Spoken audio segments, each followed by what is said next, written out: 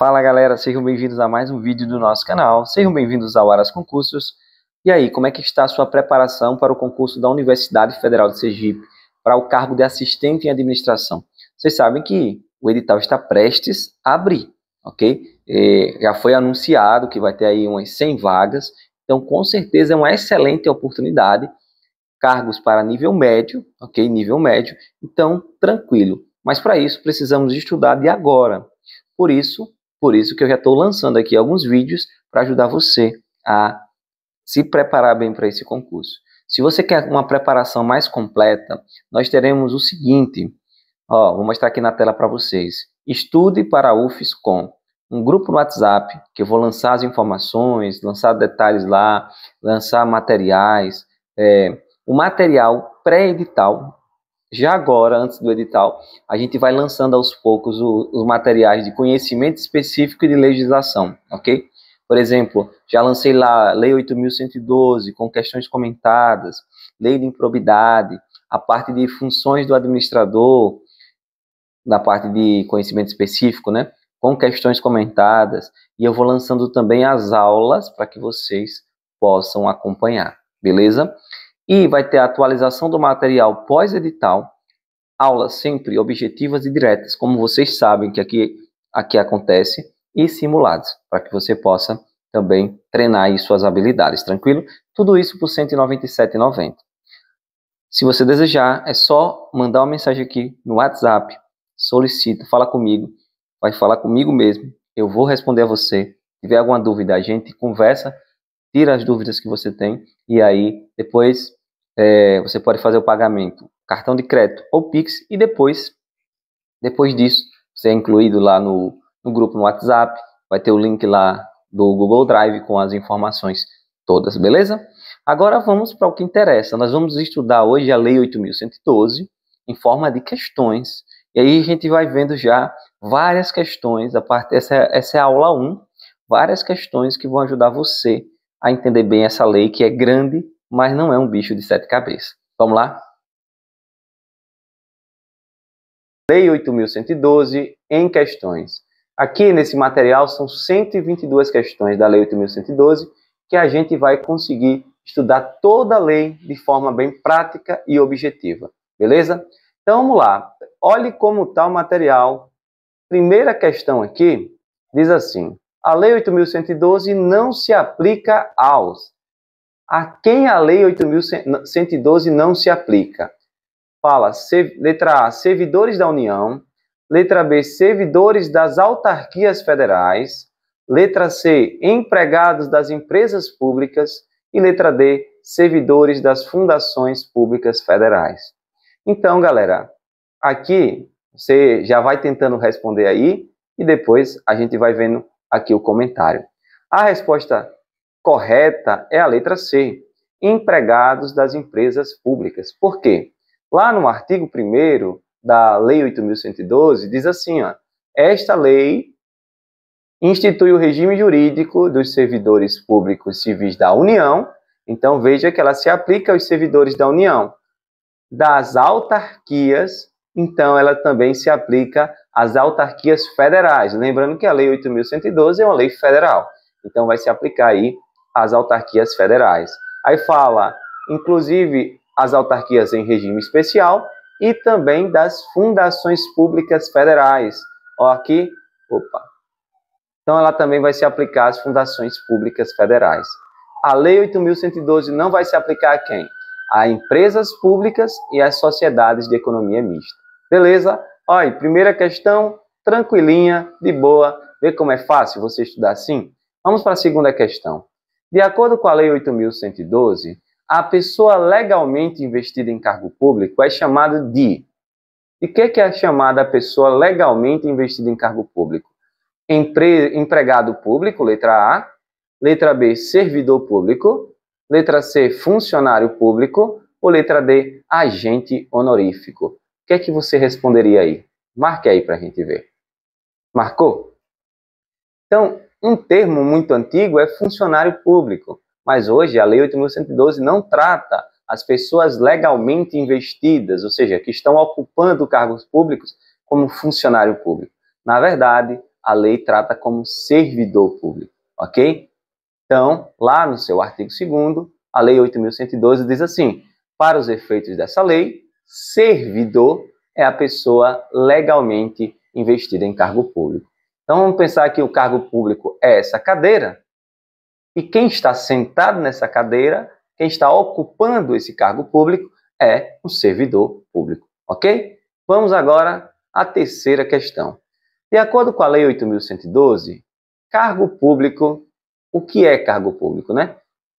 Letra A, é uma função temporária, sem vínculo com a estrutura organizacional do governo. Letra B, é um cargo que pode ser ocupado apenas por estrangeiros residentes no Brasil. Letra C, é o conjunto de atribuições e responsabilidades previstas na estrutura organizacional que devem ser cometidas a um servidor. E letra D, é um trabalho voluntário que não tem remuneração e não exige aprovação legal.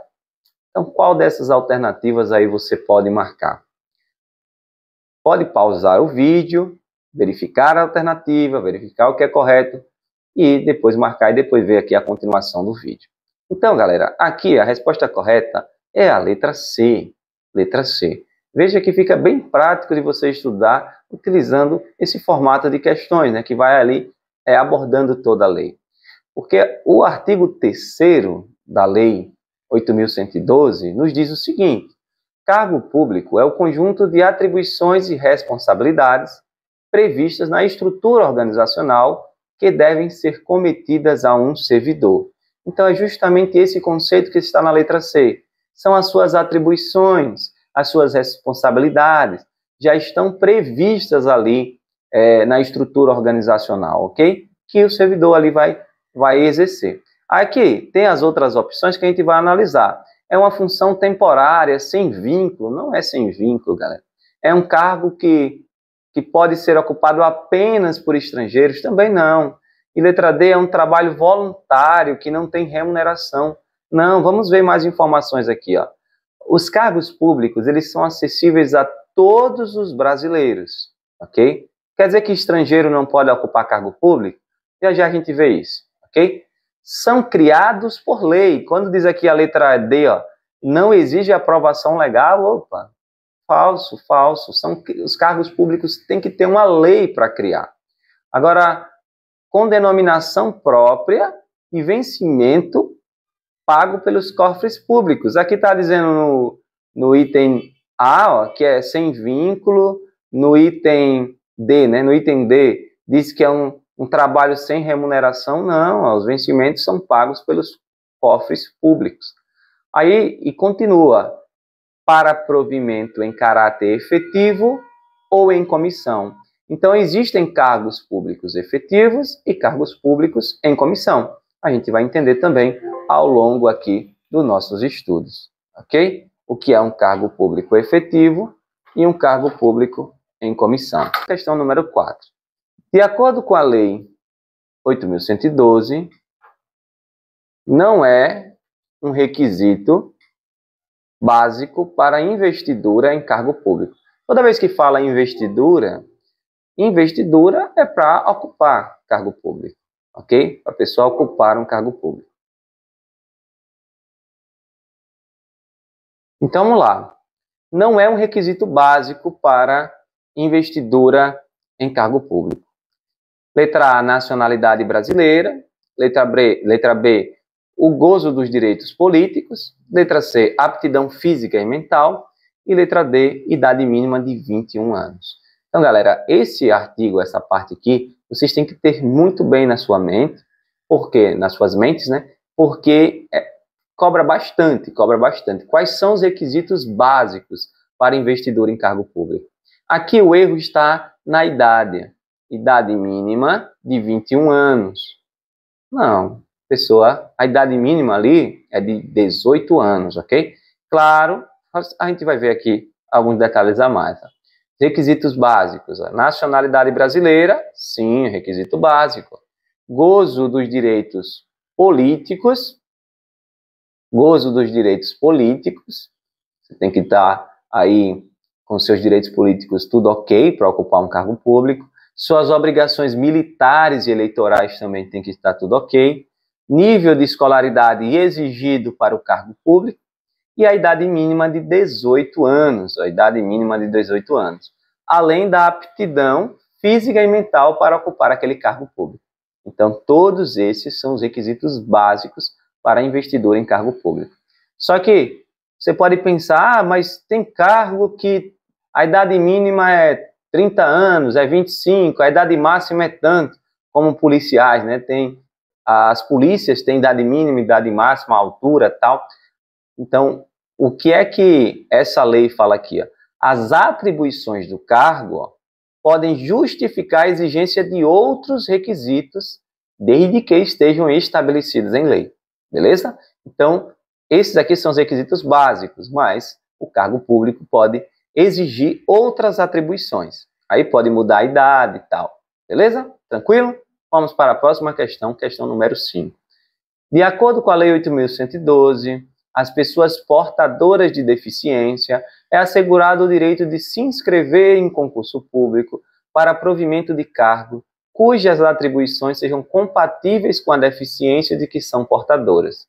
Para tais pessoas serão reservadas até 20% das vagas, letra A, B, 20% das vagas, letra C, até 10% das vagas, letra D, 10% das vagas. Cuidado, galera.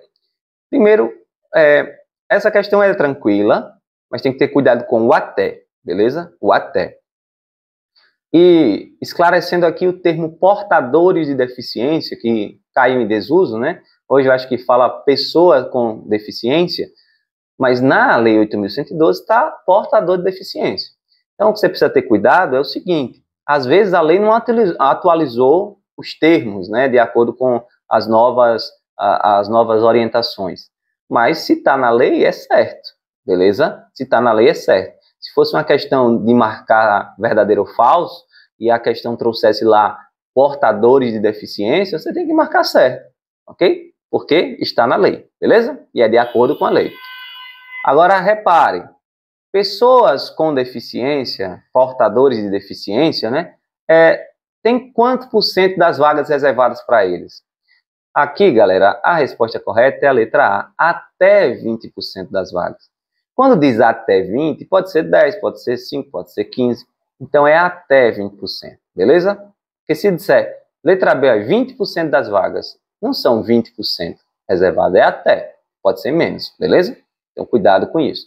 É o que diz lá no parágrafo 2º, onde fala que as pessoas portadoras de deficiência, elas podem se inscrever em concurso público. Cuidado com isso também, ó, para provimento de cargos cujas atribuições sejam compatíveis com a deficiência de que serão portadoras. Porque lembra que você tem que ter, ó, aqui nos requisitos básicos, aptidão física e mental? Então, vamos dizer que uma pessoa se inscreveu para um concurso em que ela tem uma deficiência, mas a deficiência impede dela executar o seu trabalho, ok? De entrar em exercício ali no seu trabalho. Então, essa pessoa não vai poder ocupar esse cargo público, porque a ocupação tem que ser compatível com a deficiência que a pessoa possui. Tranquilo? E aí serão reservadas até 20% das vagas oferecidas no concurso. Tranquilo? Vamos a mais uma questão, agora a questão de certo ou errado. Estrangeiro não pode ocupar cargo público. Ponto. De acordo com a Lei 8.112. Verdadeiro ou falso? O que é que vocês marcariam? Que a gente viu aqui nos requisitos básicos, né? No artigo 5º, que são requisitos básicos a nacionalidade brasileira. Ou será que quer dizer que estrangeiro não pode ocupar cargo público? Errado, galera. Isso aqui está errado.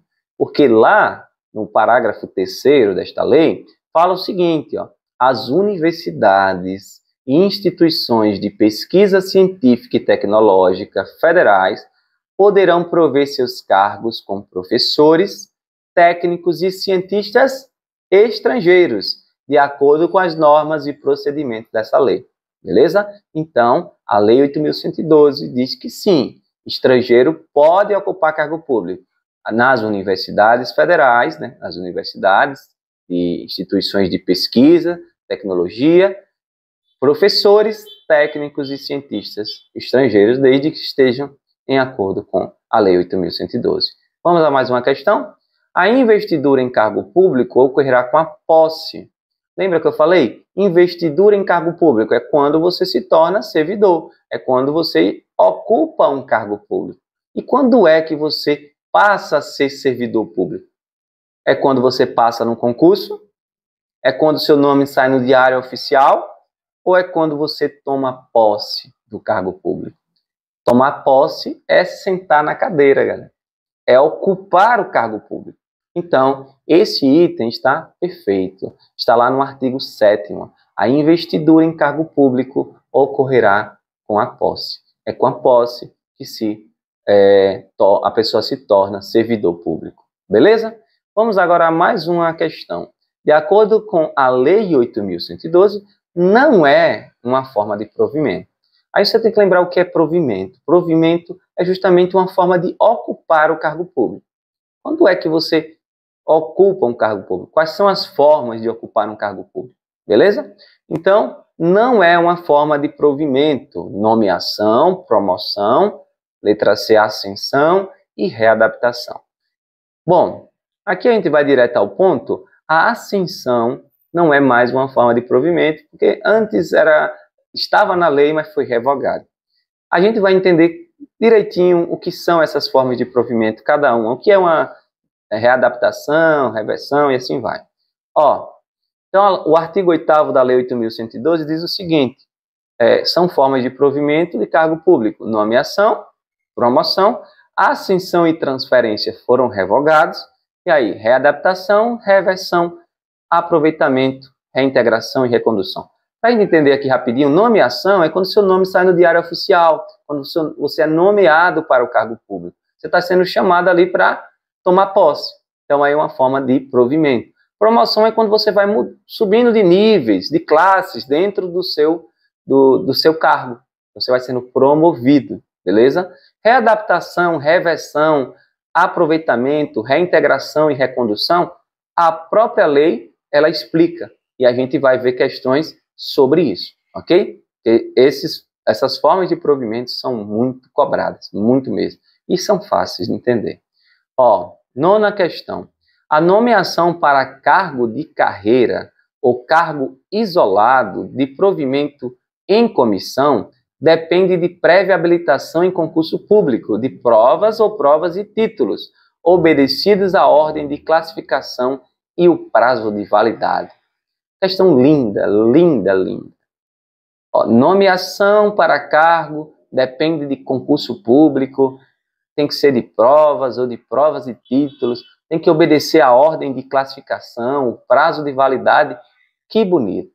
Só que aqui, galera, essa questão, você sabe se é certo ou errado, marca aí. Essa questão, ela tem um detalhe aqui que pega muita gente, que é a diferença entre cargo efetivo e cargo comissionado.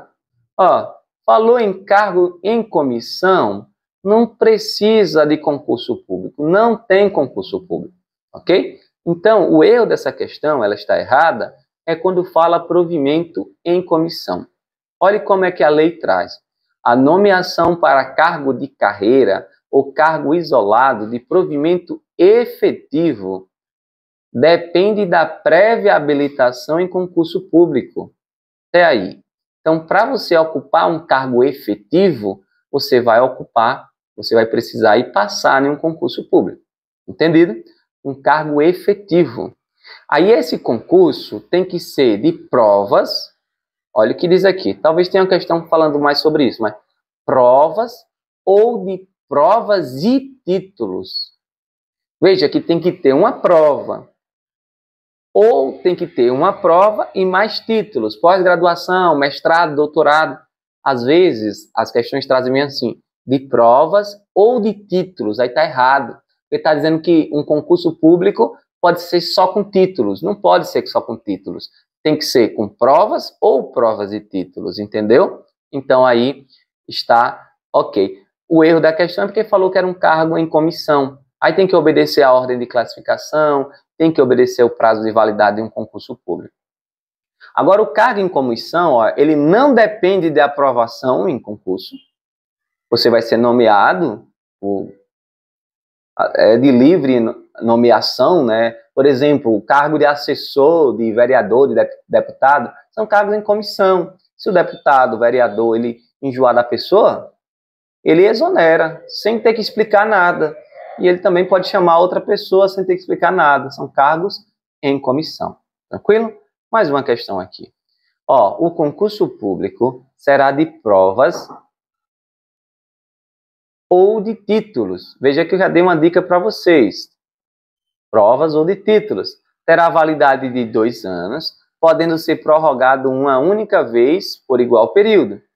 Não se abrirá novo concurso enquanto houver candidato aprovado em concurso anterior com prazo de validade não expirado. Muito boa essa questão, muito boa. Ó, a dica aqui é você ter cuidado nos termos. Porque se você pegou a dica que eu falei no instante, você vai responder essa de boa, né? Ó, o erro da questão aqui está falando que o concurso será de provas ou de títulos. Não pode ser só títulos. É provas ou provas e títulos. Tá vendo? Esse ou aqui e títulos já derrubou a questão. O item está errado, ok? Tranquilo? Então vamos ver aqui como é que a lei traz isso aqui. Ó, a validade do concurso aqui está perfeita. Terá validade de 2 anos, podendo ser prorrogado uma única vez por igual período. Está perfeito? Não. Vamos ver. Vamos voltar. Terá validade de 2 anos. Olha o que a lei diz. Terá validade de até 2 anos. Está errado também essa ideia. O concurso não tem validade de 2 anos. O concurso tem validade de até 2 anos. Por quê? A validade do concurso vai depender do edital. O edital vai dizer qual é a validade do concurso. Pode ser de 1 ano, pode ser de 6 meses. Depende do que o órgão vai decidir lá.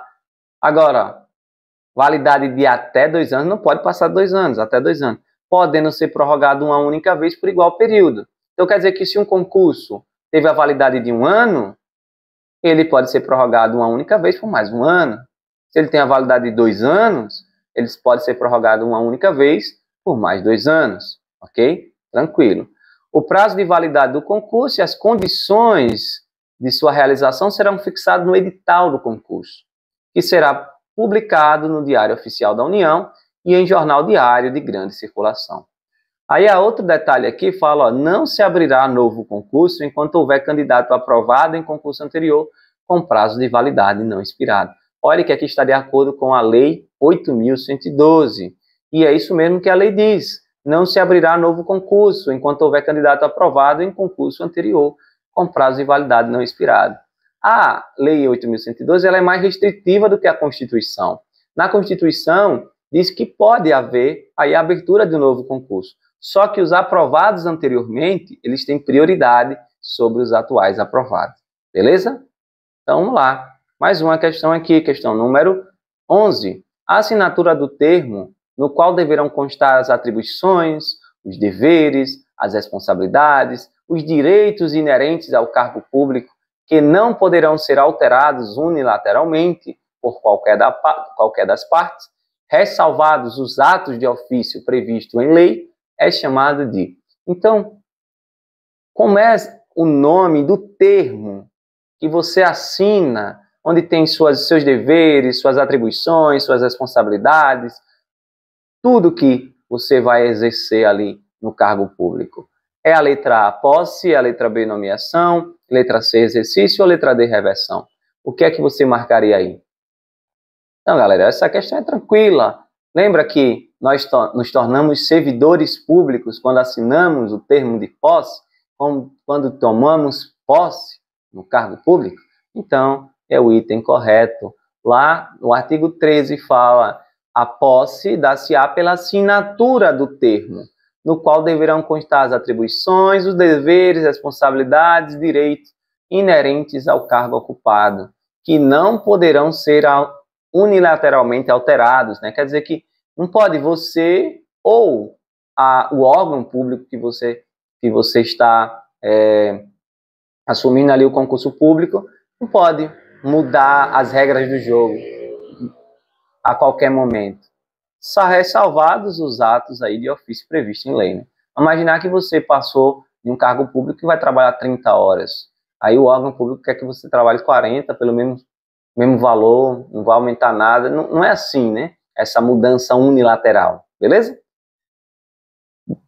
Questão 12. De acordo com a Lei 8.112, a posse ocorrerá num prazo de... Questão de prazo, tem que estar bem na sua mente. Você tem prazo para tomar posse, prazo para entrar em exercício. Tranquilo? Prazo para tomar posse e para entrar em exercício. São os dois prazos muito importantes aí na Lei 8.112. Tomar posse é quando você se torna servidor, assinando o termo de posse, com responsabilidades, atribuições, lá. E entrar em exercício é você trabalhar. Parte boa, né? Trabalhar, para depois receber o dinheiro. Olha aí. Quando é que ocorrerá a posse? 30 dias contados da aprovação, 30 dias contados da publicação do ato de provimento, 15 dias contados da aprovação, 15 dias contados da publicação do ato de provimento. Galera, o que você pode eliminar aqui é a aprovação. Tudo que fala de aprovação já está errado, beleza? Porque não existe regra, você tem que ser convocado tanto tempo depois da aprovação, não existe isso. Você pode até não ser convocado, você passar no concurso e não ser nomeado, acontece, entendeu? Então não tem nada de aprovação, é após o ato de provimento. E o prazo, galera, é o prazo de 30 dias para tomar posse. Okay? O prazo para tomar posse, ele vou dar uma dica aqui, um spoiler, é maior do que o prazo para entrar em exercício, ok? Então lá no artigo 1º fala o seguinte, ou no parágrafo 1º, né? A posse ocorrerá no prazo de 30 dias contados da publicação do ato de provimento. 30 dias, você foi nomeado. Após 30 dias, tomar posse. Ok? Se não tomar posse, a gente vai ver distante. A posse poderá dar-se mediante procuração específica. Certo ou errado? Marque aí, a gente vê. Galera, a posse é quando você assina o termo com suas atribuições, responsabilidades e inerentes ali ao cargo público, né? Então, imaginar que você está longe, não tem como chegar, viajou. Será que você pode fazer uma procuração específica? O que é a procuração específica? Uma procuração dizendo que a pessoa vai tomar posse no seu lugar. Será que pode? Pode, galera, pode. A pessoa pode tomar posse no seu lugar, mas você tem que ter feito uma procuração específica, não uma procuração geral que a pessoa está ali representando. Tem que ser específica para a posse, beleza? Isso está lá no parágrafo 3º, falando que a posse poderá dar-se mediante procuração específica. Tranquilo essa. Agora, só haverá posse nos cargos de provimento de cargo por nomeação? Então, certo ou errado, galera? Cargo por nomeação é quando você é nomeado. A nomeação é chamado de provimento originário. Provimento originário, ok? Então, só haverá posse nos casos de provimento de cargo por nomeação. Imagine que você vai ser promovido na promoção. Você vai ter que tomar posse de novo? Não. Isso aqui está certo, galera. Então, só haverá posse nos casos de provimento de cargo por nomeação, que é o início. A nomeação é o provimento, a forma de provimento originária, beleza? Então, no ato da posse, o servidor apresentará declaração de bens e valores que constituem seu patrimônio e declaração quanto ao exercício ou não de outro cargo, emprego ou função pública. Além disso, da posse ocorrer ali no ato de nomeação, você também tem que declarar seus bens e valores, né, quando você toma posse. Tem que dizer o que é que você tem, para ver se seu patrimônio vai condizer com o que você vai receber ali do serviço público. Tá? Depois você não está aí ricando com milhões e milhões e a pessoa não souber de onde veio esse dinheiro, né? E a Receita Federal não sabe de onde veio esse dinheiro. Cadê esse dinheiro? Esse cara não está ganhando tanto assim. Beleza? Então, vamos à questão número 15. A pessoa nomeada que não tomar posse no prazo legal será exonerada. Eita, já passei demais aqui, me desculpa. Mas veja, já está errado, né? Já mostrei que está errado. Se você pensar bem o que é ser exonerado, exoneração é uma forma de vacância. É de deixar o cargo público desocupado. Ok? A pessoa deixou de ser servidor público. Mas se a pessoa não tomou posse ainda, ela não pode deixar de ser servidor público. Porque ela não é servidora pública ainda. Quer dizer que eu fui nomeado, mas não tomei posse. Como é que eu vou ser exonerado se eu não sou servidor? Eu só sou servidor quando eu assino a posse. Então, por isso que é errado, ok? Olha o que a lei diz. Será tornado sem efeito o ato de provimento se a posse não ocorrer no prazo legal. Então, aquele ato que o órgão público praticou de provimento, convocando você, nomeando você, esse ato, ele torna-se sem efeito. Beleza? Porque realmente você não assinou, não tem como você ser exonerado se você não é servidor público ainda. Tranquilo? Questão número 16. A posse em cargo público dependerá de prévia inspeção médica oficial. Essa eu quero que vocês respondam de boa. Marque aí a alternativa correta, certo ou errado? Será que a posse em cargo público depende de prévia inspeção médica oficial? Se você raciocinar direitinho lá nos requisitos básicos para investidura em cargo público, você vai conseguir responder. Por quê? Para uma pessoa ocupar um cargo público, ela tem que estar apta física e mentalmente. E como é que o órgão vai saber se você está apto física e mentalmente? Como é que a entidade vai saber ali? Tem que fazer uma inspeção médica oficial. Então, isso está correto. Beleza? Então, lá no artigo 14, a posse em cargo público dependerá de prévia inspeção médica oficial. Só poderá ser empossado aquele que for julgado apto física e mentalmente para o exercício do cargo. Se você não for julgado apto física e mentalmente, não tem como você aí tomar posse. Tranquilo? Por isso tem que fazer os exames, um monte de exame, tá? Cada órgão, cada entidade vai ter aí uma lista de exames, cada cargo também vai ter aqueles exames necessários para você ocupar o cargo público. Questão 17.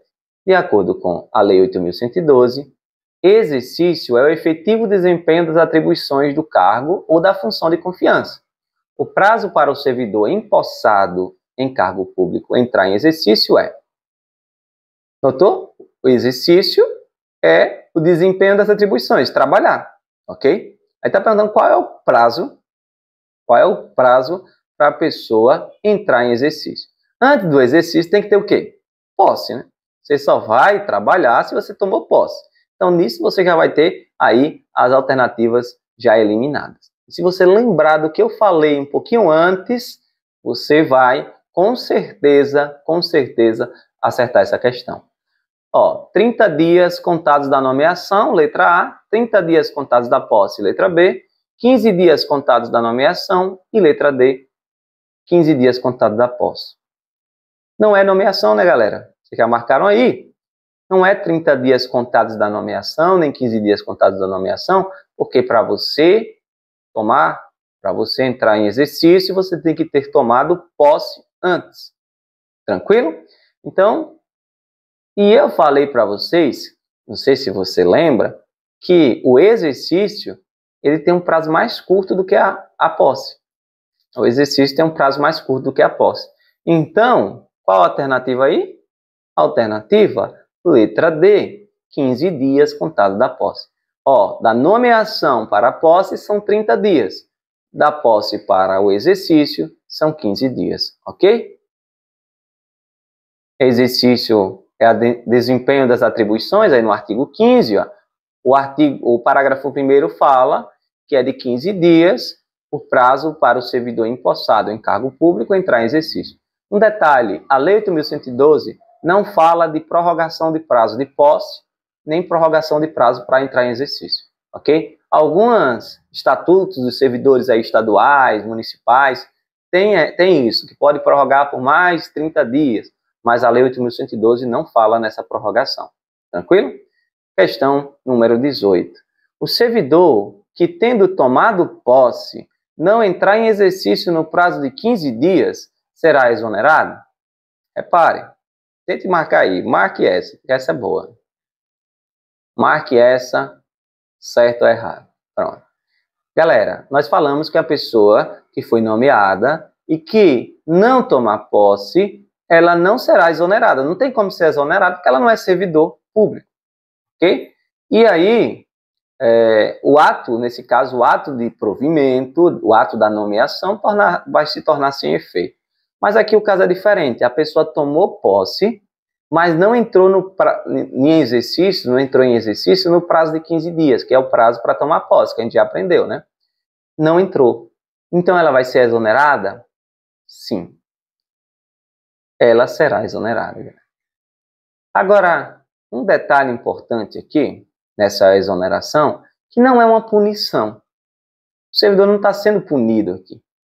Ele só não entrou em exercício e foi exonerado. Punição são demissão, cassação da aposentadoria, advertência, suspensão. A gente vai ver lá na frente dessa lei, ok? Mas aqui não é uma punição. É só que o que é um ato que a entidade, o órgão público vai tomar quando a pessoa não entra em exercício após ter tomado posse. Tranquilo? Aqui temos algumas informações importantes, né? A gente falou que é de 15 dias o prazo para o servidor empossado em cargo público entrar em exercício, a gente já falou sobre isso, e esse prazo é contado da data da posse. O servidor que será exonerado ou tornado sem efeito o ato de sua designação para a função, se não entrar em exercício no prazo previsto. Vamos entender isso aqui. Ó. O servidor será exonerado do cargo quando ele tomou posse, ok?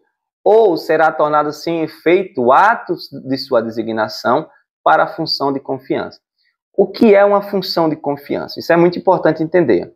A função de confiança, obrigatoriamente, deve ser ocupada pelos servidores de provimento efetivo, aqueles que passaram em concurso público, em que tais ocupantes recebem uma gratificação pecuniária em dinheiro, devido à ampliação de suas atribuições e responsabilidades. Então, vamos pensar. Eu sou servidor e estou ocupando o cargo público. Já sou servidor efetivo, quer dizer que eu passei em um concurso público. Aí, eu fui designado para uma função de confiança. O que é que eu vou fazer nessa função de confiança? Eu vou ter atribuições a mais, uma ampliação das minhas atribuições e das minhas responsabilidades, ok? Minhas atividades foram ampliadas. Para isso, eu recebo uma remuneração aqui, uma gratificação pecuniária. Quando o parágrafo 2º fala assim, ó, o servidor será exonerado do cargo, é quando ele não entrou em exercício, ok? Ou será tornado sem efeito o ato da sua designação para a confiança, se não entrar em exercício no prazo previsto. Voltando, o servidor será exonerado se ele tomou posse e não entrou em exercício. Agora, se eu sou servidor, eu fui designado para uma função de confiança e eu não entrar em exercício naquela função de confiança no prazo legal, o que é que vai acontecer? O ato da função de confiança, o ato da designação será aí tornado sem efeito. Tranquilo? Então, recapitulando, se você tomar posse e não entrar em exercício, será exonerado. Um servidor efetivo pode ocupar uma função de confiança. Uma função de confiança é a ampliação das suas responsabilidades, das suas atribuições. Essa função de confiança, você vai receber uma remuneração, uma gratificação pecuniária, em dinheiro. Gratificação, dinheiro na sua conta, né? E se a pessoa não designada para a função de confiança não entrar em exercício, o que vai acontecer? O ato da designação vai se tornar sem efeito. Tranquilo? De boas. Vamos a mais uma questão, questão 19. De acordo com a Lei 8.112, julgue o item abaixo como certo ou errado. O início do exercício de função de confiança coincidirá com a data de publicação do ato de designação, salvo quando o servidor estiver em licença ou afastado por qualquer outro motivo legal, hipótese em que recairá no primeiro dia útil após o término do impedimento, que não poderá exceder a 30 dias da publicação. Acho que eu já dei um vacilo aqui, vocês já viram a resposta, né?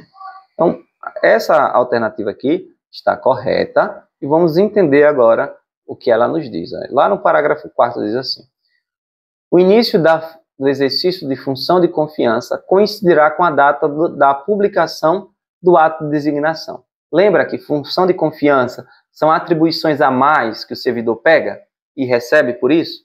Então, se eu já sou servidor, se eu fui designado para uma função de confiança, o início do exercício é no mesmo dia da designação. Eu fui designado hoje, já vou começar hoje a minha função de confiança. Eu vou começar hoje as minhas novas atribuições. Tranquilo? É isso que a lei está dizendo. Salvo quando o servidor estiver de licença ou afastado por qualquer motivo legal.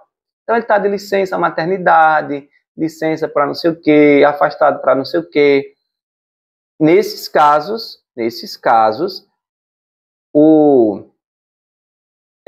hipótese em que recairá no primeiro dia útil após o término do impedimento. Ou seja, quando acabar a licença, o primeiro dia útil após acabar a licença é que vai iniciar ali o exercício da função de confiança. Agora, que não poderá exceder a 30 dias da publicação. Então, esse primeiro dia útil não pode exceder 30 dias da publicação. Ele não pode estar de licença de 6 meses e ser designado hoje. Então, daqui a 6 meses, ele vai ser designado, ou ele vai entrar em exercício. Não pode exceder aí 30 dias da publicação. Okay? Então, vamos dizer que ele foi designado hoje.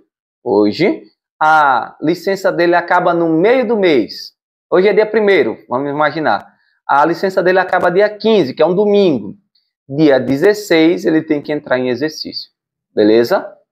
E se a licença dele acabasse dia 30, passaram-se 30 dias, aí dia 1º ele não poderia entrar em exercício porque tinha se tornado sem efeito aquela designação, já que tinha passado aí o prazo de 30 dias.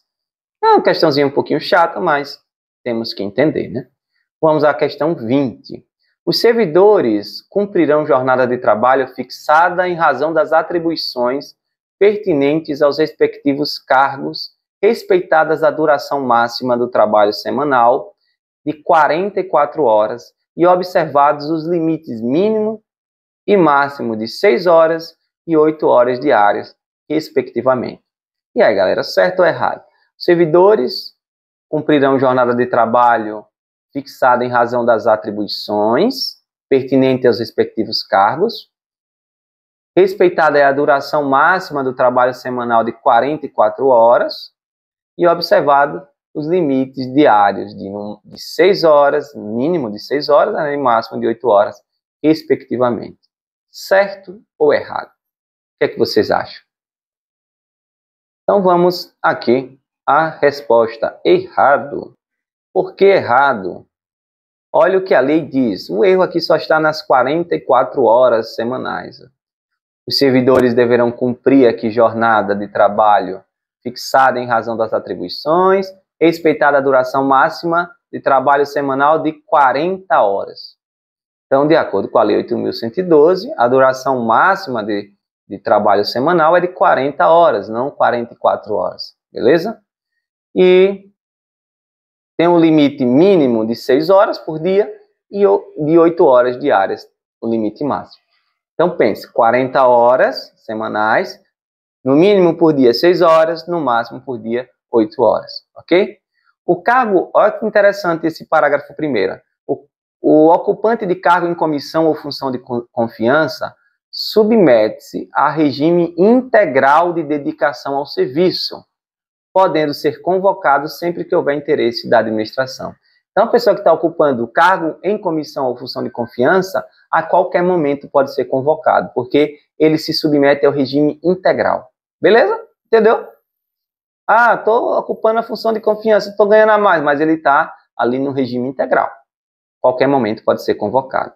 E o disposto nesta lei não se aplica à duração de trabalhos estabelecidos em leis especiais. O que é que acontece? Existem leis especiais, existem cargos especiais por exemplo, vamos pensar num cargo de médico, num cargo de professor, que tem aí uma flexibilidade de horários, tem plantões. Então, esse mínimo de 6 horas, máximo de 8 horas, não vai ser aplicado, ok? Mas a regra, em regra, é o quê? 40 horas semanais, no mínimo 6 horas, no máximo 8 horas. Cargo em função, cargo em comissão, que é aquele que é livre nomeação e livre exoneração, não precisa de concurso público. Ele tem regime integral e também a função de confiança, que é aquele aqui que o servidor pega mais atribuições, recebe por isso e tem que ser concursado efetivo, né? Essa pessoa também está em regime integral. Beleza? Questão 21. Ao entrar em exercício, o servidor nomeado para o cargo de provimento efetivo ficará sujeito a estágio probatório por período de 24 meses, durante o qual a sua aptidão e capacidade serão objeto de avaliação para o desempenho do cargo. No período de estágio probatório, serão observados os seguintes fatores, exceto. Então, galera, o que é estágio probatório?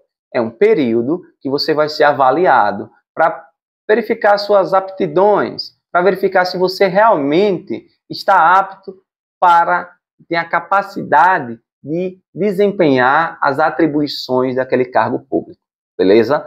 Esse é o estágio probatório. Após esse estágio probatório, você se torna um servidor estável. Aqui na Lei 8.112, no texto da lei, ainda prevalece o período de 24 meses, embora isso não seja mais aplicável, a gente vai ver mais adiante. Agora, quais são os fatores que são observados no período de estágio probatório? Quais são esses fatores? Na verdade, a questão quer saber o que não vai ser observado. Letra A, assiduidade. Tem a ver com a questão de você estar sempre presente no trabalho, não faltar ao trabalho. Capacidade de iniciativa, disciplina, moralidade. Qual dessas alternativas não vai ser aí um critério para a avaliação do estágio probatório? Qual vocês marcariam? Marque aí. Então, galera, aqui é a letra D, moralidade.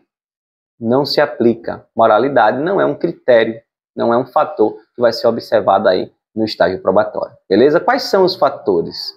A gente tem que lembrar desses fatores, ok? Ó, o período aqui que eu falei de 24 meses não se aplica. O período correto para o estágio probatório é de 3 anos. Eu já vi uma banca cobrar o seguinte, já vi a banca dizer lá, de acordo com a Lei 8.112, são 24 meses. E aí você tem que ter cuidado, olha as outras alternativas, veja se tem 3 anos, porque é uma questão até complexa, porque na prática, isso já foi julgado inconstitucional, mas bancas menores, às vezes, gostam de inventar moda, ok? Mas quais são aí os fatores observados no período de estágio probatório? Estágio probatório vai ser 3 anos, ok? 3 anos. Embora a lei fale que são 24 meses. Assiduidade, como nós já falamos, que é a questão de você não faltar ao trabalho, você está presente ali no trabalho recorrentemente. Disciplina, capacidade de iniciativa, produtividade e responsabilidade. Isso cai muito.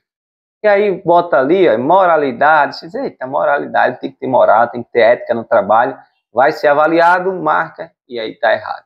Correto? São essas 5 aí.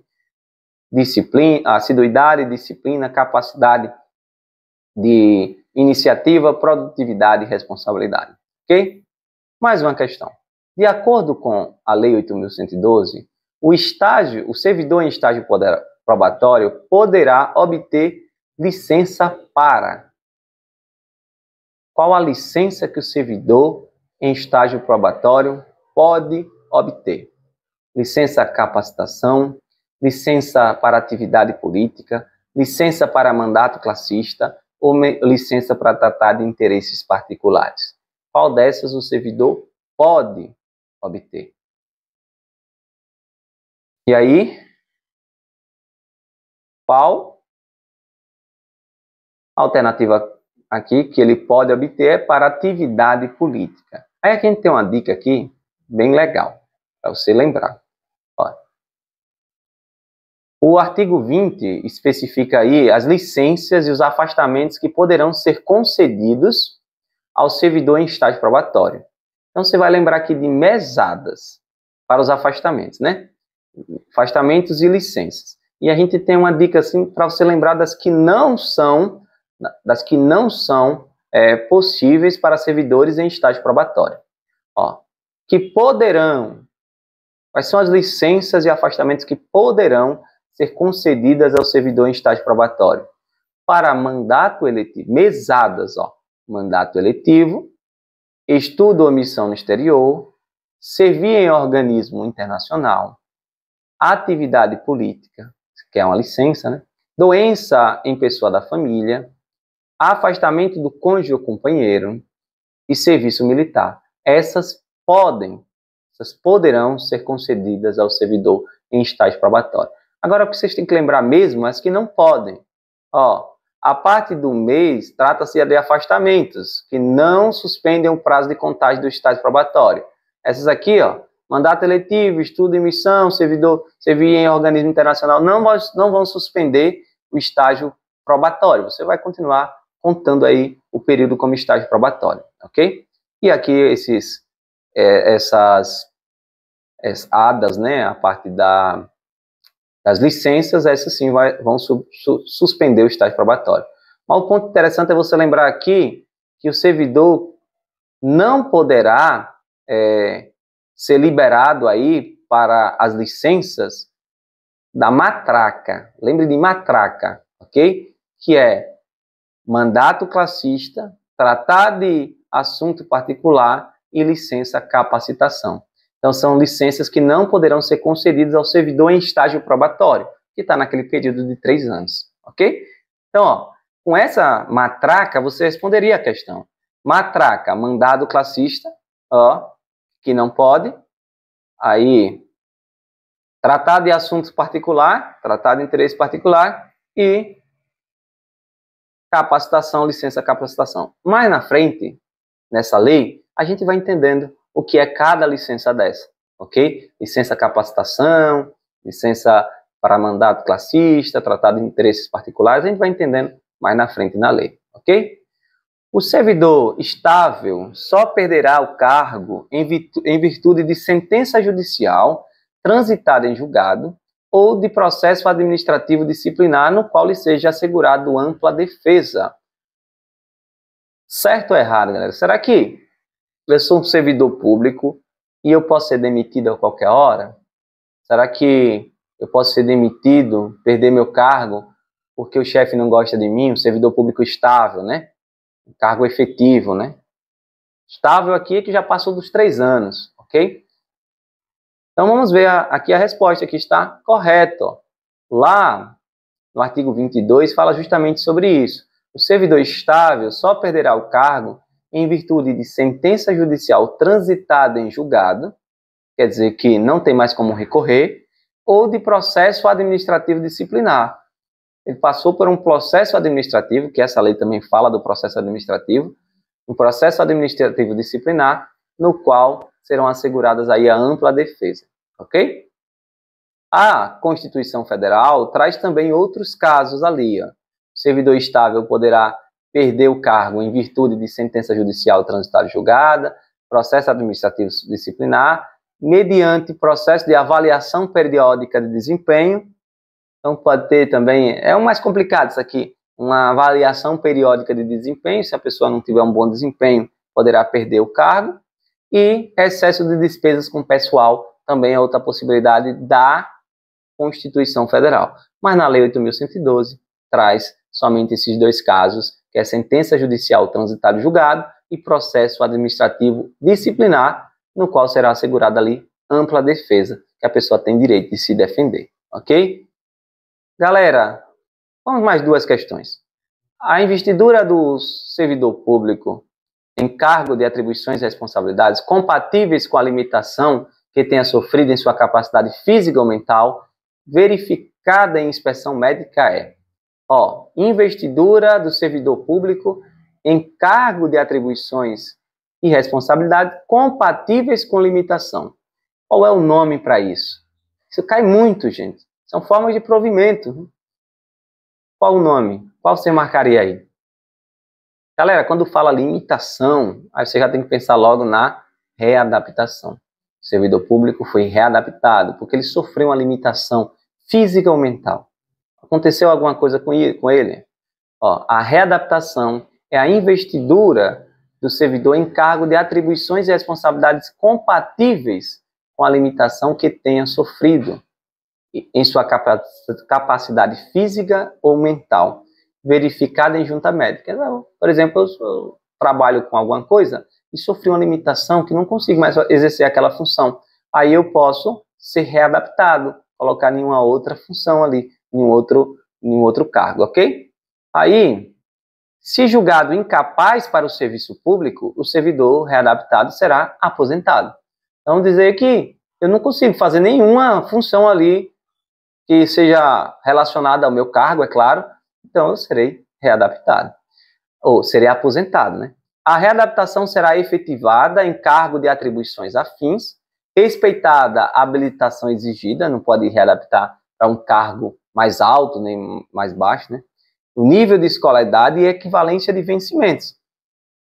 Na hipótese de inexistência de cargo vago, o servidor exercerá suas atribuições como excedente até a ocorrência de vagas. Então, vamos dizer que não tem cargo vago, ele fica ali ajudando de alguma forma. Fica ali como excedente. Beleza? E a questão 25, para a gente encerrar essa aula aqui tranquilamente. De acordo com a Lei 8.112, é o retorno à atividade do servidor aposentado. Recondução, reversão, readaptação ou remoção. Qual o nome disso? O servidor aposentado voltando a trabalhar. Isso aí, galera, é a reversão. Beleza? A reversão. Lembre do V de vovô, voltou. Velho, voltando. Embora que não precisa ser velho, que você vai ver. Então, ó, reversão é o retorno à atividade do servidor aposentado. Isso pode ocorrer de algumas formas. Quando o servidor foi aposentado por invalidez, quando a junta médica oficial declarar insubsistentes os motivos da aposentadoria, não havendo cargo vago, o servidor ficará excedente. O que é que acontece? Eu sofri uma limitação física ou mental e fui aposentado, porque não tinha como me readaptar. Então, estou lá, aposentado e boa, recebendo. Só que a junta médica oficial vai me avaliar. Avaliou, viu que eu não estou, que eu estou bem, posso voltar a trabalhar, aí ele vai ser revertido. Vai ocorrer a reversão. Beleza? Também ocorre aqui, isso é quando é a reversão por invalidez. No interesse da administração. Às vezes o servidor foi aposentado, mas a administração deseja que ele volte para contribuir com alguma coisa. Então, desde que tenha solicitado a reversão, ou seja, o servidor aposentado tenha solicitado a reversão, por que alguém aposentado solicitaria a reversão? Galera, é porque é o seguinte, você se aposenta, às vezes você perde várias coisas da sua remuneração, ok? Perde auxílio não sei o quê, auxílio não sei o quê. Aí o cara diz, é melhor voltar a trabalhar para eu receber a mais. Então, se o servidor tiver solicitado, a aposentadoria tenha sido voluntária, não tenha sido compulsiva, né? O servidor era estável na atividade e a aposentadoria tenha ocorrido nos 5 anos anteriores à solicitação. Então, e haja cargo vago, né? São os casos aqui de que a administração pode solicitar que o servidor volte ou que ocorra a reversão, ok? O próprio servidor tenha solicitado a aposentadoria voluntária, o servidor tem que ser estável, a aposentadoria tem que ter ocorrido no máximo ali em 5 anos anteriores à solicitação e tenha cargo vago, ok? O servidor que retornar à atividade por interesse da administração perceberá, em substituição aos proventos da aposentadoria, a remuneração do cargo, por isso que ele pode querer voltar a exercer, inclusive com as vantagens de natureza pessoal que percebia anteriormente a aposentadoria, tá vendo? Então, anteriormente, na aposentadoria, talvez ele não esteja recebendo algumas vantagens que ele recebia antes, por isso que muitas vezes, o servidor pode querer voltar. E não poderá reverter o aposentado que já tiver completado 70 anos de idade. 70 anos não pode ser revertido. Galera, foram aqui 25 questões. Esse material, vê como é bom de estudar assim? Bem prático, bem objetivo. Estudamos aqui 25 artigos, rápido, sem muita burocracia. Esse material, galera, são 122 questões. Nós já estudamos aqui 25, 122 questões de toda a Lei 8.112, de forma objetiva e prática. É uma forma bem mais interessante de estudar a Lei 8.112, já que essa lei é tão grande e tão complicada. Se inscreva no nosso canal, deixe seu like e comente se você gostou desse modelo de estudar a lei, né, legislação. E qualquer coisa, qualquer dúvida, deixe aí seu comentário. Um abraço a todos. Valeu. Tchau, tchau.